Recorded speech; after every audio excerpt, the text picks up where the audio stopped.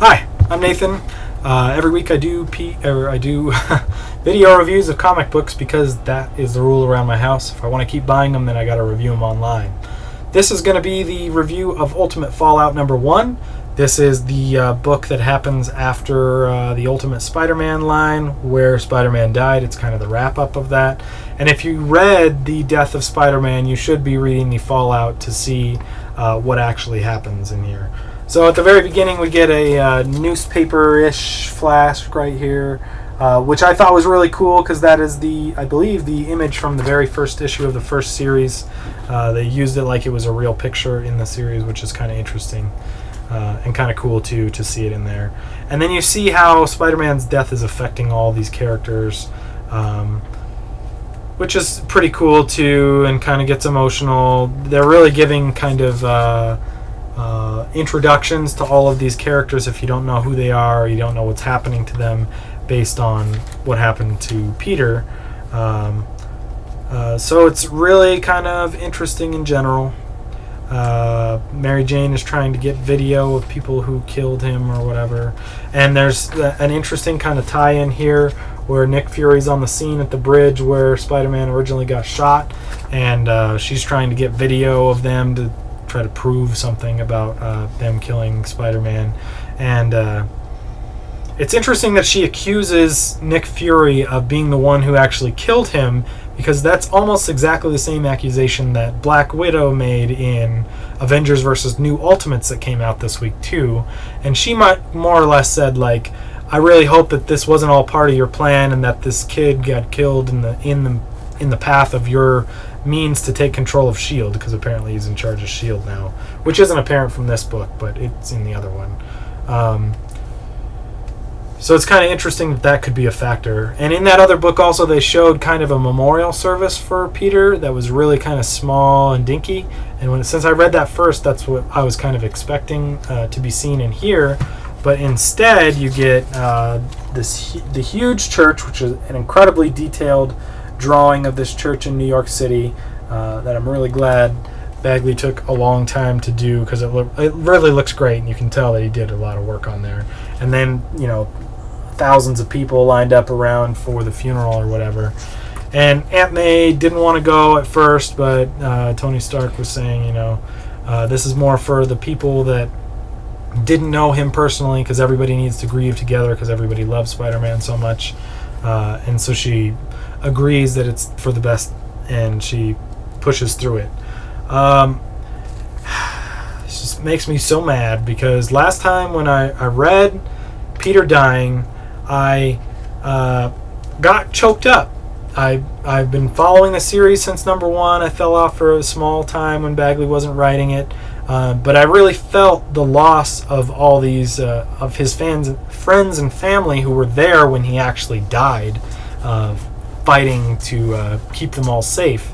And it was really sad because, picture it or whatever. And I thought the sadness was going to be over.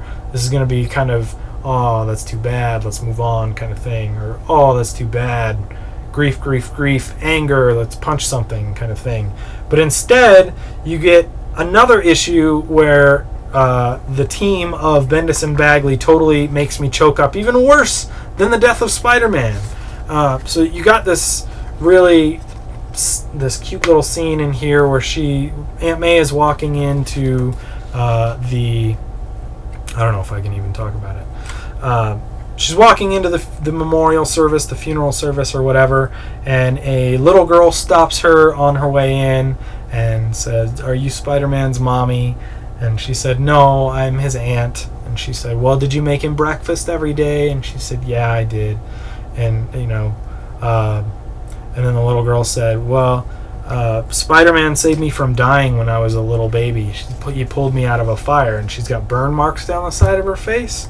And she's like, "Can I give you a hug?" or something like that. And it's like, so like, it's an emotional standpoint, because Aunt May, while she did eventually find out that he was Spider-Man and saw kind of some of his exploits on TV, she never really fully knew all the things that he accomplished as just a teenage kid, including saving younger children from dying, which is pretty intense and pretty emotional. So I was pretty upset that there's yet another issue. I hope the whole Fallout series isn't all pulling at my heartstrings the entire time, but that one was set up like perfectly to just make you remember what kind of person this character was in this series and how innocent and young he was, but at the same time how brave and how important he was.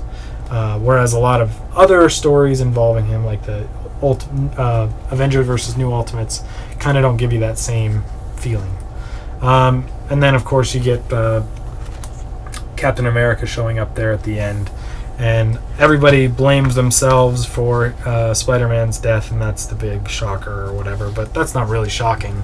Everyone's always blamed themselves for, Peter being in trouble or deaths or whatever. That's the situation. But obviously, this is Ultimate Fallout number 1.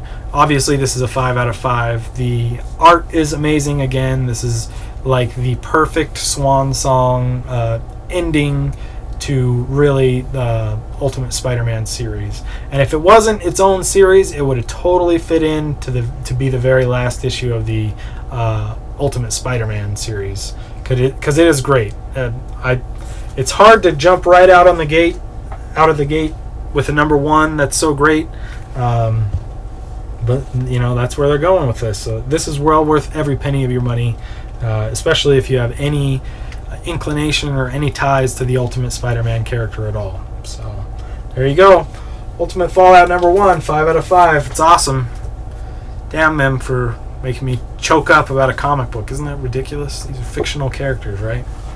Anyway, if you like this review and want to view other ones, just look for video reviews by Peteparker, or you can check out the YouTube channel I have under Spidey207 without the E.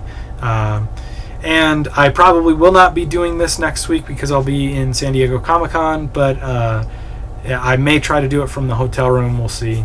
If not, I will be back week after next to do all of these, and then we'll do a big pile like I did this week too. So in any case, thanks for listening, and we'll talk to you next time.